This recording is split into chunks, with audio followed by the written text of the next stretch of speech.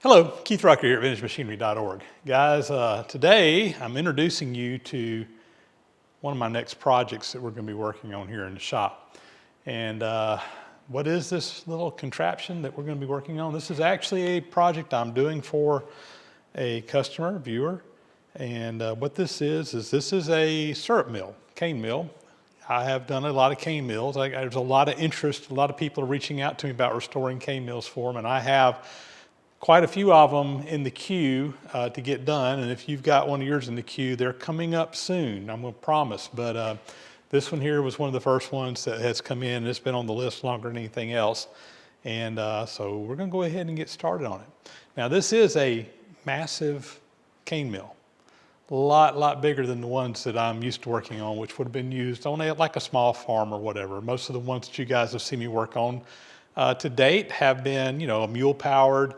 They'd had a mule that walked around in a circle that powered the rollers that crushed the cane. And like I said, it would have been used on a small farm for, personal use, maybe making for a small community or whatever. This mill, on the other hand, would have been a commercial grade mill that would have been used for really making large quantities. In fact, the person that brought this was in his family. It came from North Florida, the panhandle of Florida. And he said that his family actually made syrup for Roddenberry's down in Cairo, Georgia. Cairo, Georgia is where they make, or did make, I don't know if they still make it there or not, Cairo syrup that many people have heard about, which is basically a cane syrup.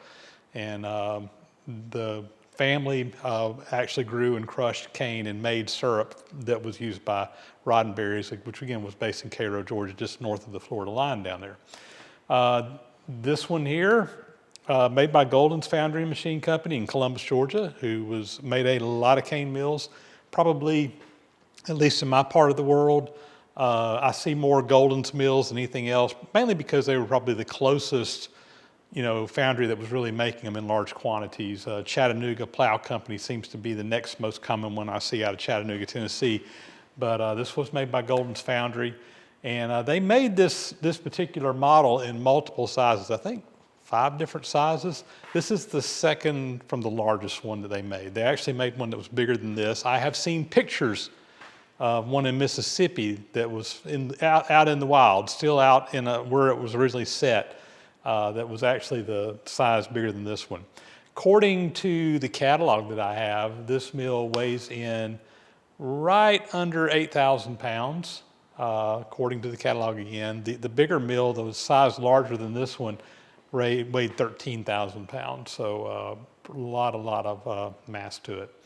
So what is the goal on this one? Well, I'm going to have to dig into it a little bit to find out exactly what all needs to be done. And also, I've got to go back and talk with the customer once we kind of evaluate a few things on what all he wants me to do.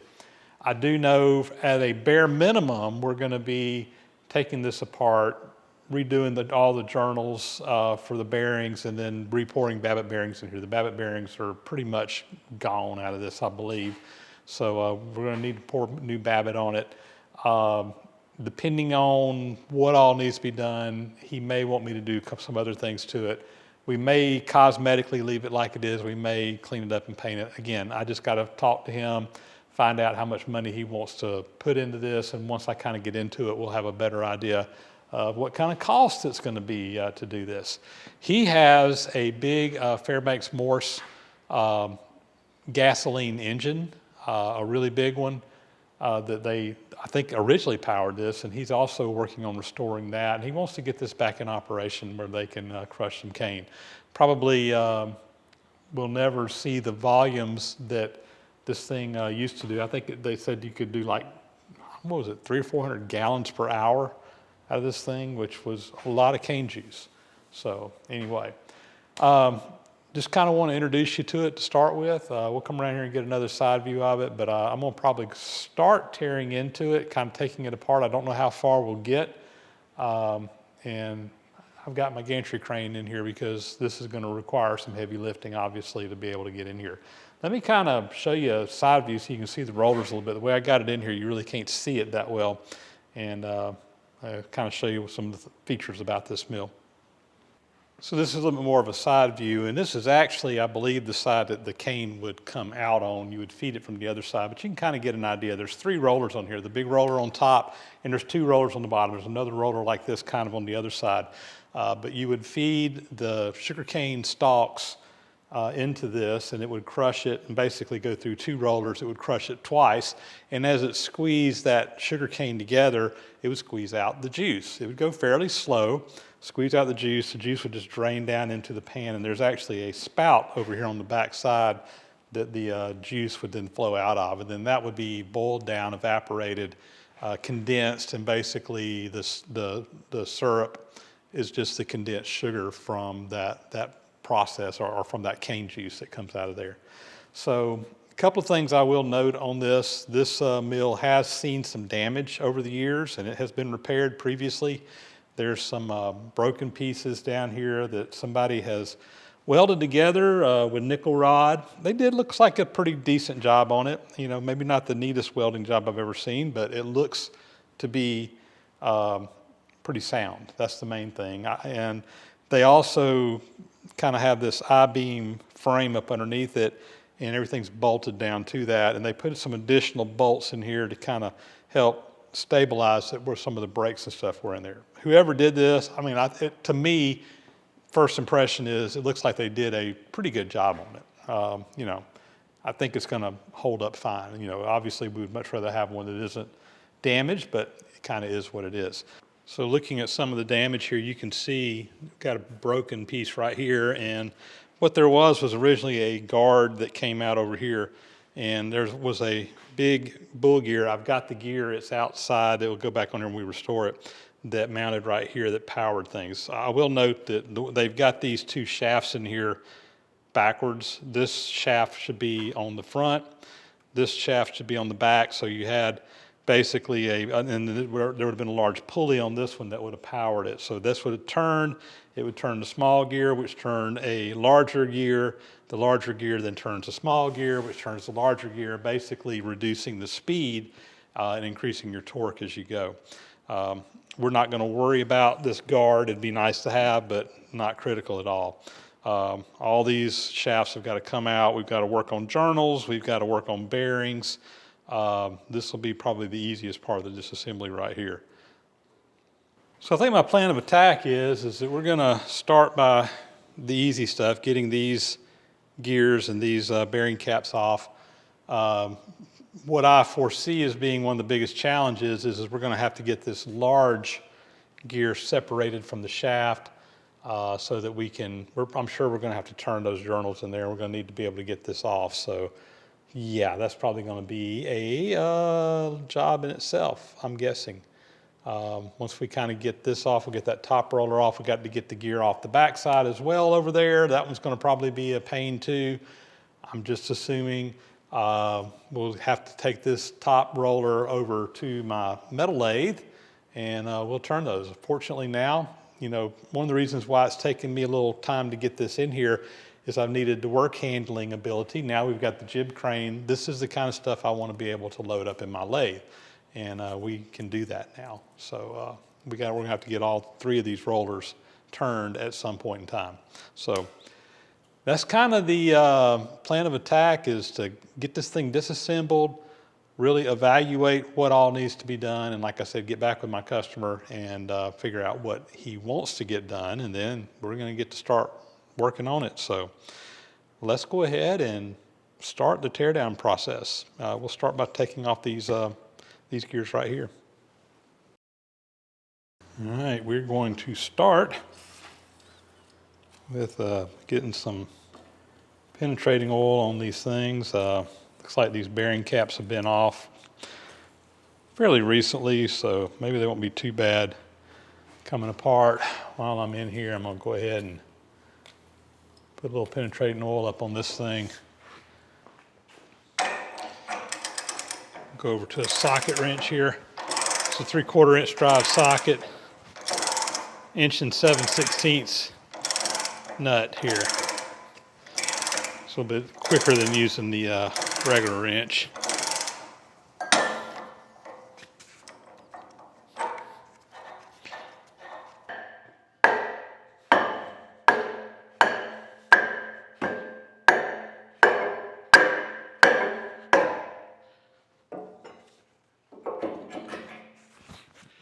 No bearing, no babbitt in these at all. It's already been melted out. So we're going to have to replace all the babbitt with new stuff. All right, let's continue on here. That one is a different size. That one is a different size.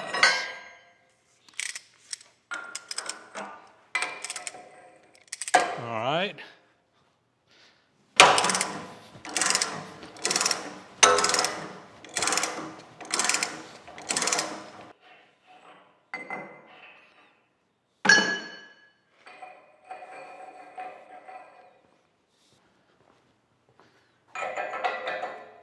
All right, we're going up to 1 5/8 inch.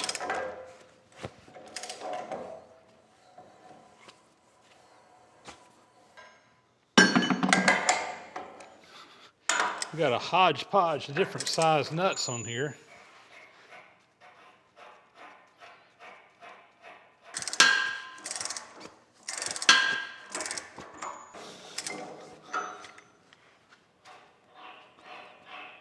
This one's 1 3/4 inch. And it's not wanting to quite fit on that one. I'm going to have to go up a size on that one. 1 13/16 inch. I think when we put this back together, I want to get a set of nuts that are all the same size. Same size stud, just all of them have different size outside bolts on them.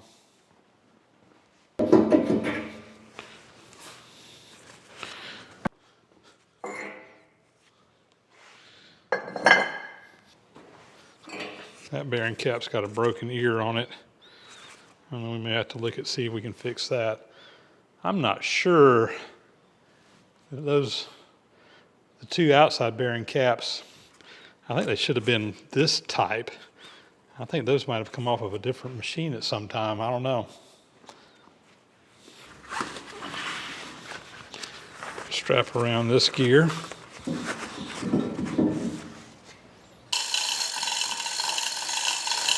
we go, balance a little bit better.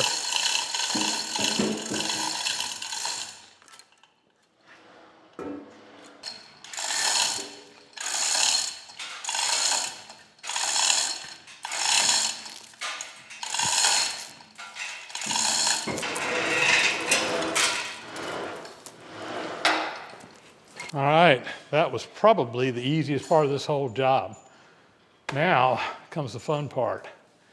Yeah, I don't even want to think about it. Let's see what we got to do to get this gear off here. So as we start to look at taking this big gear off, the first thing I need to do is get this key out. So this has got one of the wedge type keys in it that has a little lip on it to supposedly makes it easier to pull out. However, I've struggled with these before.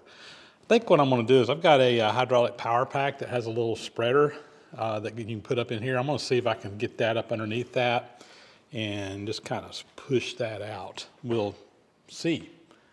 Keep my fingers crossed. Let's try it out. So this is a little porta pack I've got. It's part of a kit that I bought a while back. It's a 10-ton hydraulic press. However, this attachment here is only rated at a 1/2 ton. So 1,000 pounds of force, but we can hopefully get that up in there. And let's see, go ahead and see if I can get some fluid flowing and start spreading that apart. All right, here we go. Let's see if we can get it to come on out.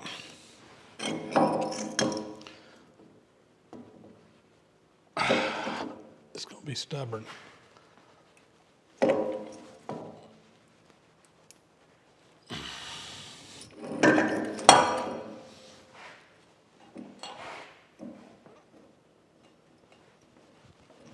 Nope. So I have pretty much got the full pressure on this thing, and like I said, that's 1,000 pounds of spreading pressure supposedly. It's not budging.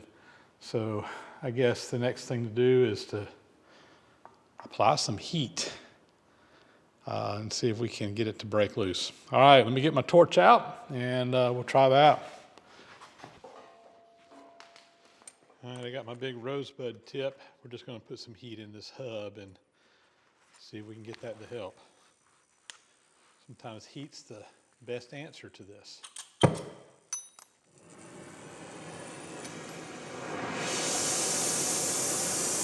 right, here we go. This is going to take a while. A lot of mass here.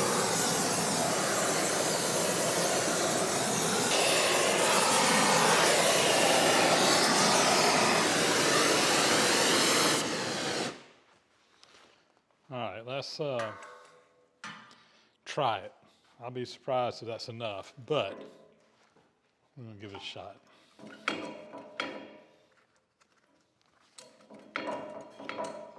All right, here we go. A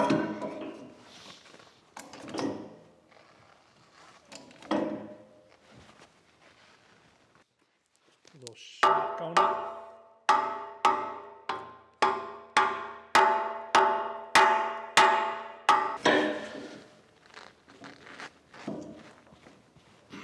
Not yet. All right, I'm gonna keep on working on this. We'll keep putting some more heat in there and see if we can get it out. Before I go any further on this, I thought I'd talk a little bit about this key if you're not familiar with it. This is what they call a tapered key, or sometimes called a gib key.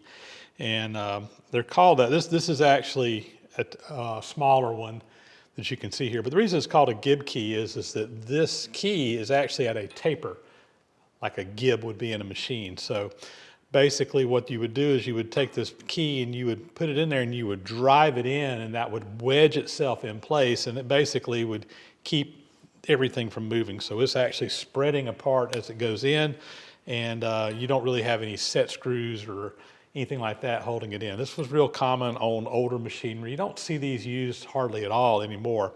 And the idea here is when it comes time to remove it, you got this little lip down here, and you can put some pry bars or something in there.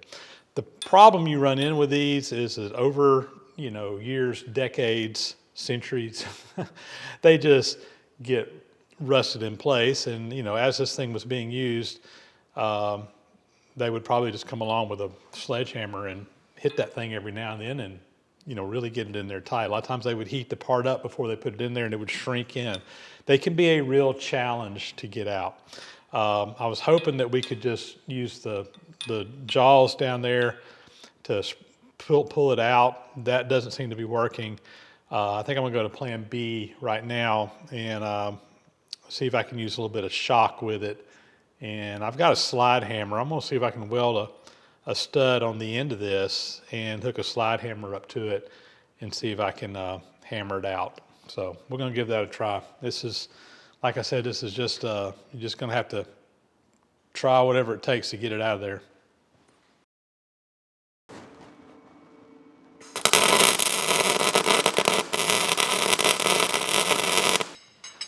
So my slide hammer has 5/8 18 threads on the end down here. I did not have a nut or anything that matches that in the shop, so I just made a little adapter here.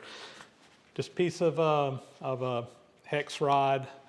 I put 5/8 18 in one side, drilled and tapped it for 1/2 inch, 13 on the other, so we can screw this up onto this bolt that we just welded on here.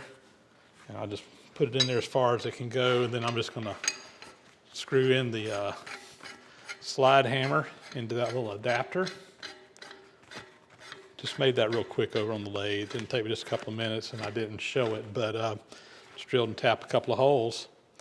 And the way the slide hammer works is you got a weight on here, it pounds up against the end here, and got a little, not just force pushing it out, but that shock, and sometimes this will help. Let's give it a try and see if it works. Probably won't with my luck, but we're gonna give it a try.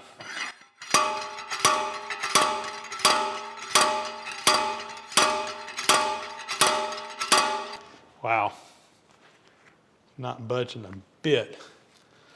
Let me bang on this for a while and see if we can get it.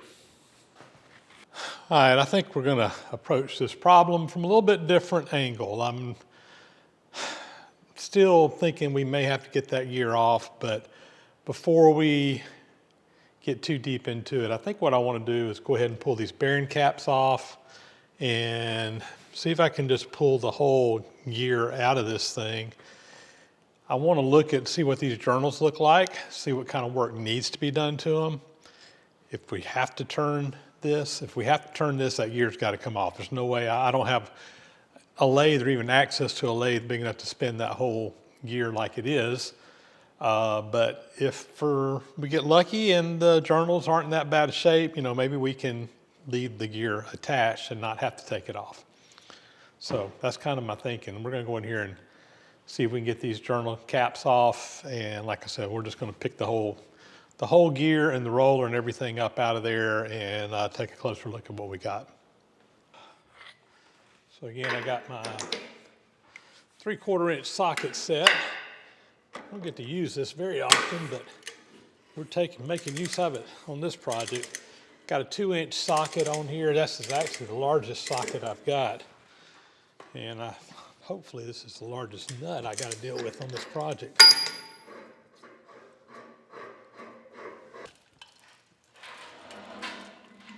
All right, I managed to get a eye hook threaded down into the oil hole in the bottom there. And hopefully now this cap will just come right off, lift right up.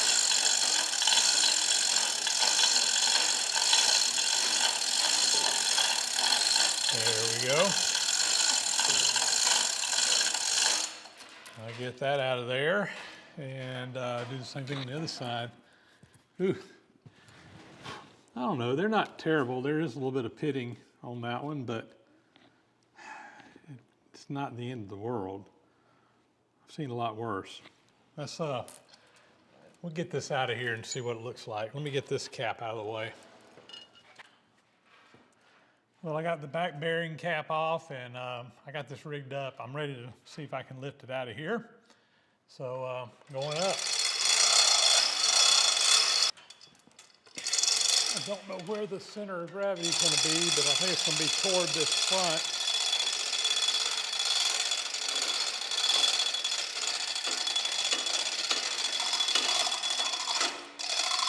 We're loading it up. All right, the front has just come up. So I think I'm going to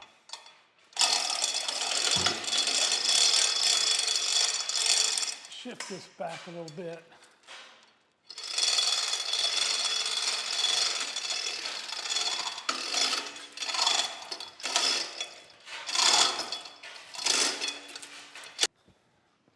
Let's see, put a little bit more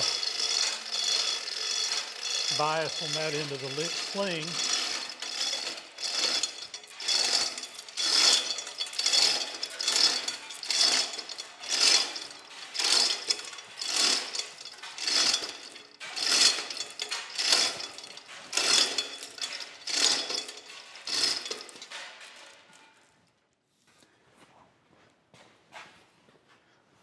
See if I can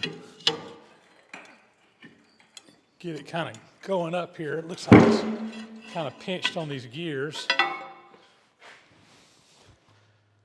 All right, I'm gonna have to raise my gantry up a little bit higher. I don't have enough to pick it up the whole way. So I'm gonna lower it back down. I got it on some blocks and I need to move my point of pickup here as well. I need a little bit more on the back than what I got on right now. So we're getting there. Let me adjust my gantry and we'll be back. All right, I appear to be lifting more evenly now. Yeah. It's coming up fairly even.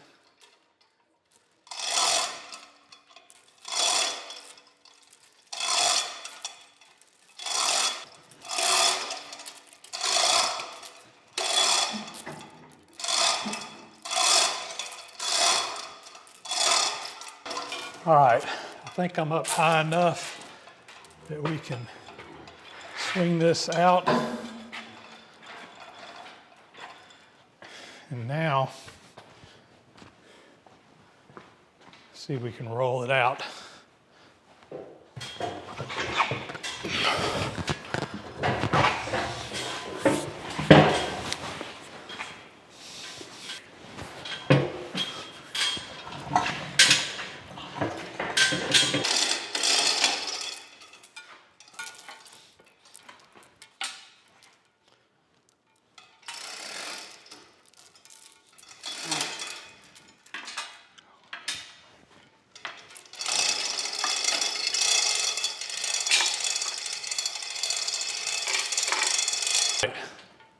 I think we got it sitting on the sawhorses.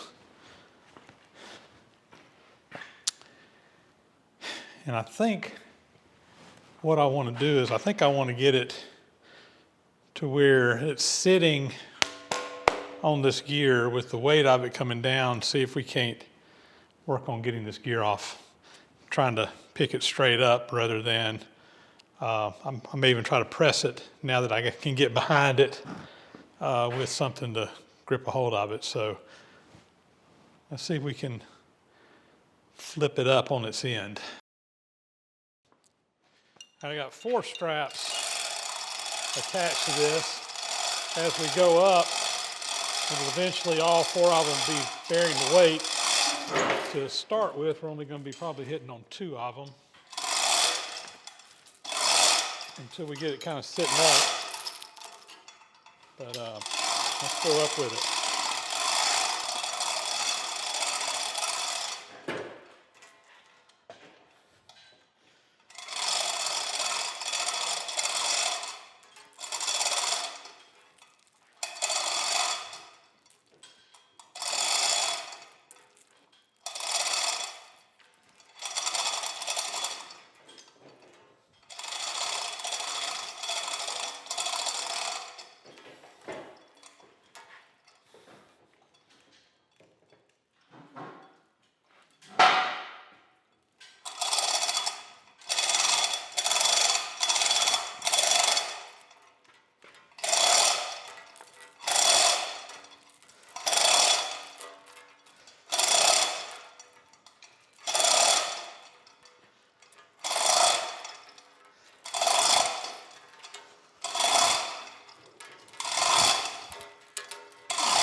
All right, we are suspended.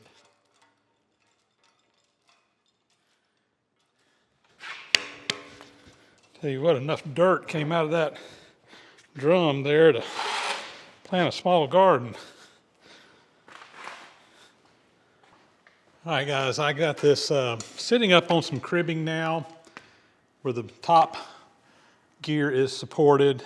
It is probably got an inch or 2 of clearance up underneath the bottom of the shaft down there. I know you can't see it. I do have the pressure pretty much off of this. It's still here, hanging here, just for safety's sake. In case anything were to collapse, it shouldn't, but I would still have it held up. I think I've got one more idea on what I want to try on this key, and we're going to give that a shot, see if it works. If not, we'll figure out something else. So let's see if we can make it work. All right, now that I've got this thing sitting flat, I can get my toe jack up underneath this thing. This toe jack is rated for 10 tons, 20,000 pounds. So let's see what happens. I'm gonna pray and hope it goes.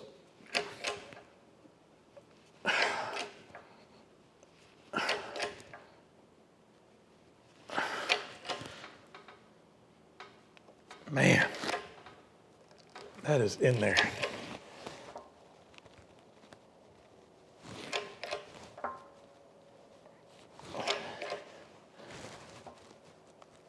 I'm actually bending the metal up there on that. I better stop.